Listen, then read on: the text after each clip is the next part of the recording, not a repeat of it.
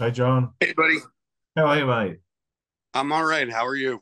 Yeah, not too bad. The last time we met, yeah, was after the solo show in Perth over fish and chips. Ah, yes.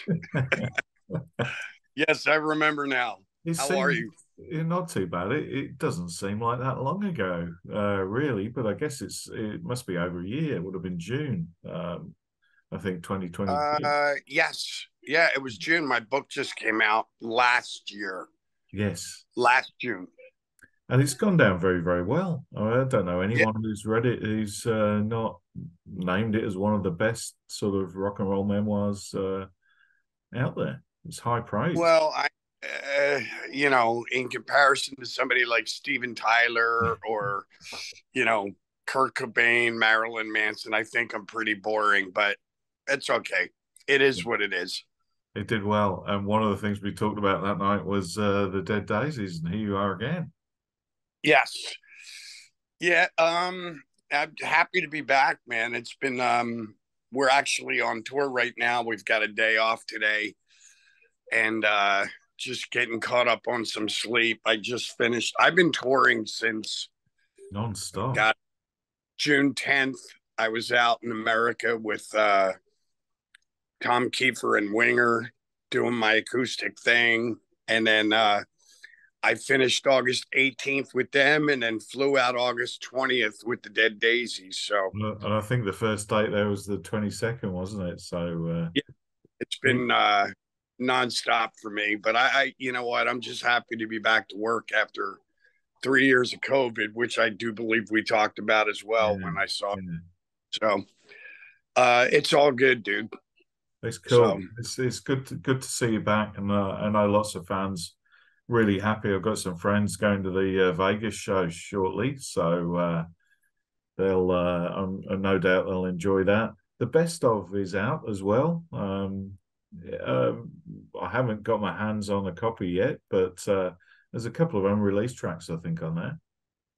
yeah, they're I think I, I'm not sure. Obviously, I wasn't there, but I know they're two bonus Glenn Hughes tracks.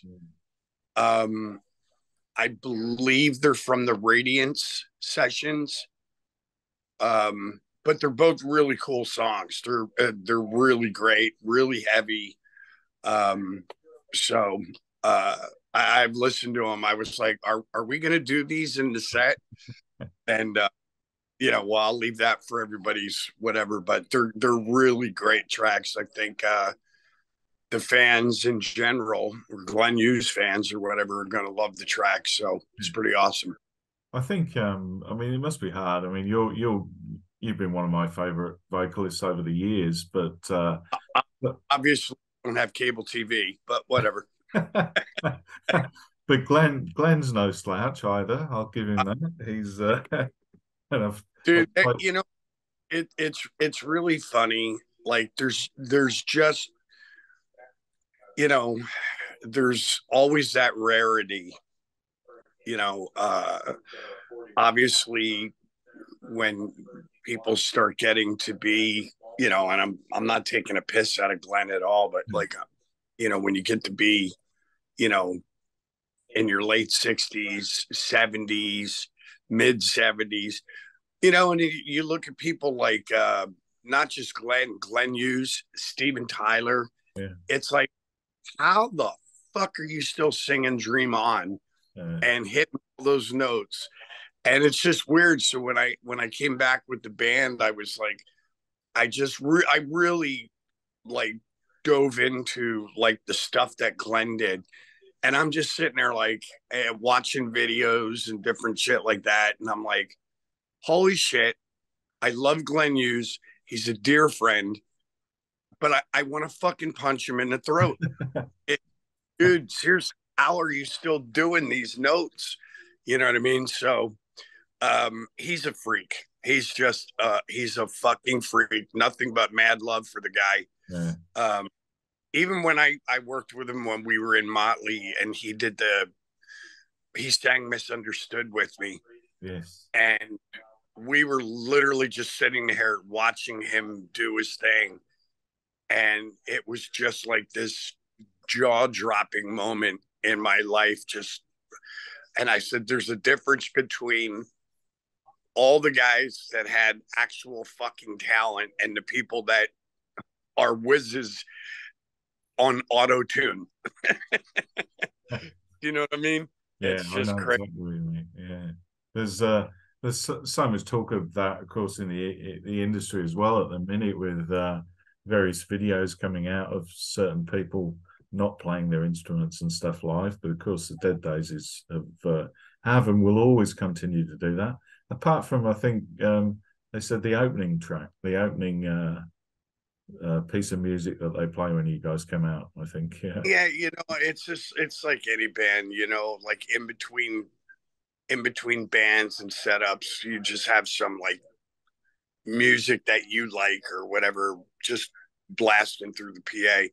So I saw Brian did a post a couple of days ago, and he was going on about people that use tapes and all that stuff, and the Dead Daisies don't. And then he goes, "Well, oh, sorry, I lied. We do have some pre-recorded music we play right before we go on. It's just a bunch of our favorite songs. You know what I mean? But that's one of the things that we, you know, I don't know. The Dead Daisies like have always, as long as I involved with the band, we don't take ourselves too serious. We are very serious about uh, playing our instruments and taking care of ourselves so that we can deliver a reasonably good show. And but we don't take ourselves all that serious on stage. We have fun. yeah. We're all friends. Um, like I say every night on stage, I've known Doug Aldridge since he was 16, Mm. 17. Michael Devin and I go back. We have an odd history together. Uh, Brian Tishy, I've known for God. I think I. I'm not sure, but I think I met Brian uh, in '94 Oh when I wow, was in. okay, the Motley. You know what I mean? And David's a dear friend now. You know what I mean? I've only known David since 2015, but we've become great friends. So we just have fun. And David, that was one thing David stressed to me when I came back to the band.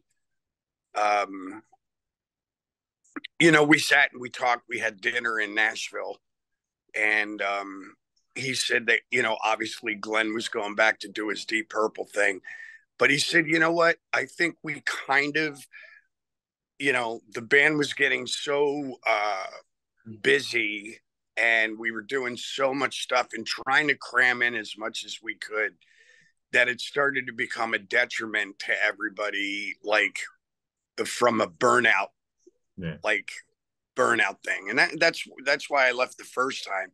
I Mm. was just burnt and I wanted to just go spend some time with my son and my wife, my new wife. I had just gotten married and it was like, I do see it in 4 years. You know what I mean? Which could be a good way to make the relationship last, but whatever. Um, but I just, we talked about it and he said, man, we were losing sight of the fact. He goes, when I put this together, I spent a lot of time and money putting this together. And he said, I just wanted to go out and write great songs with some friends. I wanted to do great records, great shows, and have some fun. And he said, I think it started to get away from us a little bit. So he said, I would love for you to come back. I want to go back out and do all of the above minus the burnout part. So I want to just make sure that we go out, we go on tour, and we just do it and then take breaks, unlike what we used to do before. It was just go, go, go, go, go. So I was like, I love that. You know what I mean? But So but here I am. saying that though, John, you guys are on the road till, was it December time? It's It's you've got Well, yeah, but it's you know what? It's really actually David Edwards, our manager, and David Lowy. Like David said, I do not want to burn out. So what we're doing, it's a little different than what we did before. We'll go out for like 3 weeks a month, and then we get to come home and hang out with our families. At the end of the day, we're all married. We've all got kids. We've all got, some of us have grandkids. Do you know what I mean? yeah, So it was really important for David Lowy uh, to make clear that he wanted to like just go out and then kick ass and then go home and take a break and just hang out with our families, recharge the batteries, and then go back out again yeah, and kick some ass and do it for like another month, 3 weeks, whatever, 3.5 weeks, a month, come back for maybe, 10 days, 2 weeks, and then go back out on the road again. yeah. So the spacing is a little different. I think, it takes, it takes a mistake to learn from. Do you know what I mean? And then move on. So it's all good, dude. Things. Oh no, it is, and everyone's getting to see you. That's the main thing. I mean, we've got US and Canada now, and then Japan get a little taste, and then another break in over to Europe. So it's Yeah. anything that's missing, John's Australia. Yeah, no, and but in all actuality, we're working on some things for 2024. I know they were talking about like, some sort of proper package that we could put together for America next year and really do America right. You know what I mean? Yeah, And the same with Australia. Like we were down there, I believe, in God, it's been 2015. it was with I Kev. don't know. I don't know if the band was back with Glenn, Yeah, but it's about time. It's about time to get to the motherland. Um, you know, I don't want Australia to feel slighted. I know this started as an Australian band, and as usual, the Americans came in and flexed their shit and took over. But we still owe some love to Australia. yeah. So hopefully get back down there next year. Well, I hope so, and I hope you guys start writing again soon. For a lot of people, I mean, I've known the other John who was singing with the band Yeah, for many years. Great vocalist. a Yourself, brilliant vocalist, I might add. I love doing. It's funny. My wife was not very. Um, she was not very familiar with John Stevens or Glenn Hughes. yeah, So I played her, which I'm sorry, I'm kind of bobbing and weaving here through the conversation, but this is one of the things that I thought was brilliant about this best of thing. It's a 10-year marker, mm, and it shows everybody what we've done for the last 10 years. And obviously, I got a bunch of songs on it, but I think it's really going to be cool because, like obviously, there were some Glenn Hughes fans that came into this thing when I left and Glenn came in.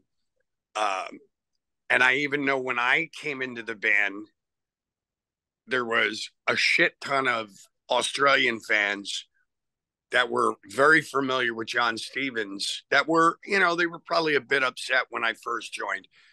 But I just think this is a really cool way to turn on whoever the fans' favorite singer is. It's a very cool way to turn them on to the two other singers, whoever that may be. I And think now I can yeah, tell you right now, my wife listened to the whole record with me, and she was like, "Wow, that who is this John Stevens guy?" And I had to tell her that, well, he had a band called Noiseworks, and he was in excess, and I started showing her video clips, and then she listened to Glenn, and the same thing. I was showing her video clips of Glenn from Cal Jam in '74, and she's like, "Wow, these other guys are great singers." So it's cool. It's actually going to educate whoever your favorite singer is of the three. I think it's going to educate people to the other two singers. Yeah, I think it's three great singers, but as far as a lot of us are concerned, the songs that I guess that I loved the most were the ones that you were involved in writing that first time around. I think they're Okay, and where do I need to send a check to for the compliment? you know where I am, so Yes, I'll just send a check to you next time. via just Perth. That's right. Hopefully, they'll deliver it to the right address. They'll know where I am. Just put the Rockpit on there, and we'll be right. But it is a wonderful collection. It's great music, and there's been some other great musicians, not just you three guys as well through the band. And Yeah, it there's, comes you through. think about like, Dizzy Reed was involved, Marco Mendoza, Richard Fortis. Um, I'm not well versed on who played on some of the John Stevens stuff. Mm. I know Richard did, and I believe Marco did, but I'm not totally sure who the drummer was on some of that John Stevens stuff. But it's just, it's again, it just, if they get the record and read the credits, Yeah. I think it'll just turn people on to a lot of great musicians. Yes. You know what I mean? And I think the other thing for me as well is the fact that you guys pick a wonderful cover. I remember the night that, and this is going back before your time in the band, but the night that Ronnie Lane died from the Faces, John Stevens, who was fronting the band at the time, he did just a spur of the moment wonderful version of "Stay with Me" when Yeah. we saw them that night. But throughout the band as well, I mean, you've picked some wonderful songs to cover, and not the obvious stuff. People are getting Well, turned on to just great music as well through listening to uh, that. and I think that's the key. It's funny. We were listening to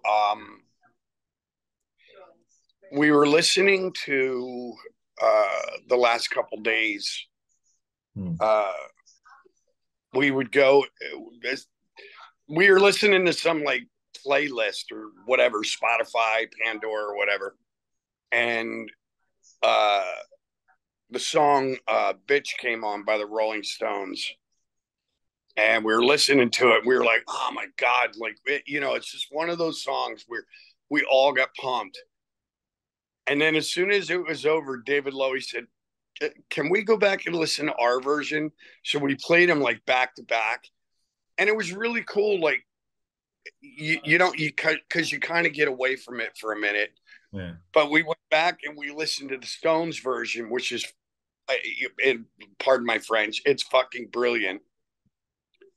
And then we listened to ours, and it's a bit heavier, obviously, but just some of the cool things that we did, the rearrangement, it was pretty cool. And then same with Join Together. We just listened to the Who's version and then backed it up with ours, and we were just listening, and there was some really cool stuff that Doug did. And then Uh, obviously it's a bit heavier, but yeah, I mean, I thought it was just so cool when you pick a track like Midnight Moses, because that's the sort of song that's a fantastic song, but not that many people know. well, it's funny too because that came from when I was growing up in Philadelphia. There was a band in the cover because Philadelphia had a very odd uh, club scene. Even if you did originals, a lot of the club owners still wanted you to do covers as well. Get the people dancing. If they're dancing, they're buying drinks. Come on, you know. So there wasn't much of a rock uh, original circuit. And this band, I'm literally going back to mid to late 70s. Yeah. Uh, they were the friends in the circuit in Philadelphia, New Jersey, Delaware, Maryland, some New York. They were called the Dead End Kids, Okay. and they were fucking brilliant. Had they not derailed themselves with drugs and just lunacy, they could have easily become what Motley Crue became and Marilyn Manson way before all of those guys. Um, they were edgy, they were theatrical. Um, God, I remember they were doing a song. I can't remember what the hell the song. I think it was called "Look to the Lights." But they did this thing where they turned around and they had all these crazy lights going and smoke, and they had these cases, and they would literally put these contact lenses in their eyes that made their pupils white. They had no, or their eyeballs were just white. And then they would turn around and open their eyes, and they all had jet black hair. They were so brilliant. And they used to do Midnight Moses. And I always thought it was an original song because Alex Harvey in Philadelphia, and nobody knew who the fuck Alex Harvey was. Yeah. So for years, I thought Midnight Moses was a Dead End Kid song. And then I went to LA, and I believe I was with Eric Singer. Went to a record store, and he was like, "Oh, dude, you got to check out the Sensational Alex Harvey Band. They were huge in Cleveland." So I go, "All right." So I grabbed this greatest hits record, and sure as shit, there's Midnight Moses. And immediately I went, "Oh my God, I remember this song. This is fucking awesome." So when I joined the Daisies, I had dinner with David Lowy and Richard Fortus in LA. And they said, "Hey, we typically do a little tip of the hat to a band that we grew up listening to. So if you have any ideas for a cover song, we'd love to hear it." Now, I will say that Richard Fortus is probably a musical encyclopedia. Yeah. And I said, "Well, I want to do Midnight Moses by Alex Harvey." And him and David were both like, "Who the fuck is Alex Harvey?" And I just went onto YouTube and I played them the riff. And the minute they heard the riff, that we didn't even listen to the whole song. We just listened to the riff. And they were like, "That's it. Okay, that great." So we learned it. We did it in Cuba. It went over like gangbusters at the live shows. And then we recorded it while we were in Cuba for our visit. It was, and it's funny. It's like our flag song now. Yeah. It's crazy. It's one of my favorite covers as well. I mean, like over the years, you hear so many covers, but that one really gets it. Like it really nails the song and adds something to it. Talking of new music, are you recording anything yet? Are the ideas coming? Yeah, I mean, it's been slow. Like I so when I think I told you during COVID, I obviously wrote the book, and then I was so panicked about not being able to record or do any shows. I took Pro Tools classes. You know, and I set up a little home studio, and you did those wonderful singles. Yeah, well, I did Casi Bella and another song called Your Own Worst Enemy. And, you know, it took me a minute. Look, at the end of the day, I'm a 64-year-old, like, still trying to figure out these newfangled gadgets like TV remotes and computers. But I took the class. I'm slower than shit with Pro Tools, but at least I'm moving forward. I'm getting a little better each day. And I did those first two songs at my house, and then I just sent the files to Marty and Fredrickson, and I asked him to, you know, do what he does to make it sound polished and professional.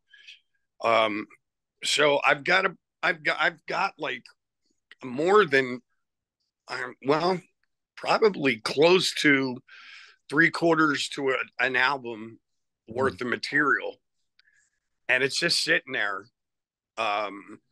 Now that I'm back with the Daisies, what I'd like to do is offer some of the songs to the Daisies, and if they say no, pass, then I'm just gonna leave it there, and then just try and coordinate, because I don't want to put a song out if the Daisies are going to put a song out, because it's counterproductive for Yeah, both. of course. Yeah. So, just coordinate everything. And I've got music. I'm in no hurry.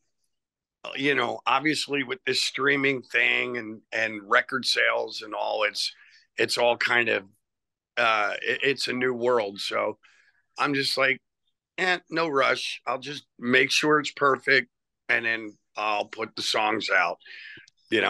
So Good. I'm still getting back into vinyl. It's just the price that keeps going up. But yeah, um, it's and it's crazy. Like one of the things that I was gonna try and get my like a record, like let's get it finished like right as COVID was ending. But then I was talking to a few friends that have like record labels and or work at record labels, and they're like, dude, there's no rush. Like seriously, right now, to get CDs and vinyl made, uh, for a lot of these production plants that do the CDs and vinyl, there was literally like an 8-month waiting period, like a year. Yeah. And I go, what? Are you fucking shitting me right now? Like, so I just said, you know what? This whole record industry thing is, I don't understand what's happening, but that's right. When I came back with the Daisies, I just said, you know what? I'm going to obviously give the songs, offer them. If they want to do them, great. If they don't, then I'll just hold them where they're at. I've got no rush.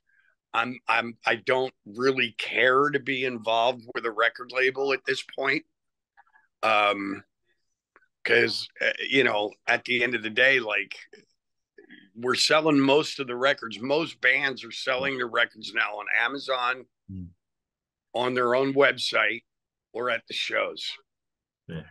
So I go, well, I can do that. Like, You know are what I mean? you are your own I, label. Yeah. yeah. I'm like, fuck it. There's no rush. I'll do a record and I'll just put songs out. And then when I feel like I have a great 10 songs, I'll do some vinyl and a CD, and whatever. It'll be Yeah. out on Amazon. It'll be at whatever. Sounds good. How is the live set going at the moment? Are you switching it up a bit? Or have you been playing the same set every night? No, we're just honestly getting started. We're like, I think we just played our 5th show last night. So it's kind of a work in progress. Even with David Edwards, our manager, like, he was in the room last night when we were listening to Join Together, and he goes, "Oh shit, I forgot about that. Do you remember that?" And I go, "Yeah, I mean, I'd have to listen to it again, but so you never know. I mean, there's probably going to be some changes along the way, or some alternate songs, And whatever." how do you feel about doing the Glenn material? I mean, I'm fine. yeah. I love stuff. So right now, we've been doing, um, and I'm not telling anybody any secrets. It's obviously out there on the Yeah. internet, but we've been doing Bustle and Flow, Which sounds great. Born to Fly, and Unspoken. Yeah. And I'm not Glenn Hughes. So I'm just kind of doing my interpretation of Glenn Hughes. So, but so far, the Yeah. reaction fans has been great. It's sounding fantastic. I did have one question to ask you about the book. And it's something that I've spoken to a few people who have put out an autobiography, and there always seems to be one thing that they forgot that they wish they could have put in there. Anything come to mind? You know, it's funny. There's there's always something. Um, I was telling God, what I can't even remember. I got to think for a second. But there was a story I was telling. Oh, I was talking with Tom Kiefer when we were on tour, and we were talking about border crossings Right. Yeah. from America into Canada and back. And there was this time that we were out. It was when I was with Rat. I got into a massive nose to nose screaming, you know, fuck you, no, fuck you, with a border crossing agent on it was Cinderella, Rat, Quiet Riot, and Firehouse. All the bands touring together. And for some reason, we did this border crossing at like 6 in the morning, and uh they pulled the buses over to the side, which they always do. And they went through Cinderella's bus. They were in the lead. So they went through their bus and they waved them through. And then they got on the Rats bus and they came on with a dog and these two young border cops, and they looked at all their passports. They're like, okay, you guys are good. Well, this grumpy old bastard border guy got on our bus in front of all of us and just started screaming at the two younger border crossing cops. And he's like, it was like that, just an authority complex. Yeah. But he's like, nobody goes through until I say they go through. And he was just an asshole. Well, like 4.5 hours later, and you have to understand, and I'm not trying to gross anybody out, when you're riding on the tour bus, there's rules. You cannot go to the bathroom Yeah. on a tour bus. So obviously we've been up since 6 o'clock in the morning. We've been drinking coffee. We're smoking cigarettes. We've had something to eat. And, so after about 3 hours, I get off the bus and I walk to the back of the bus and I asked the guy if we could use the facilities in the building. And he said, no, get on the bus. Just an asshole.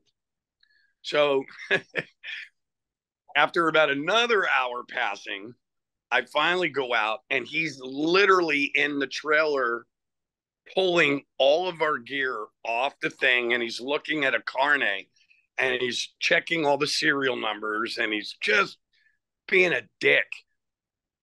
And all I said to him was, hey buddy, can I help you so we can expedite this a little bit, because there's like 8 guys on this bus that literally are going to shit themselves if you don't allow us to go in and whatever.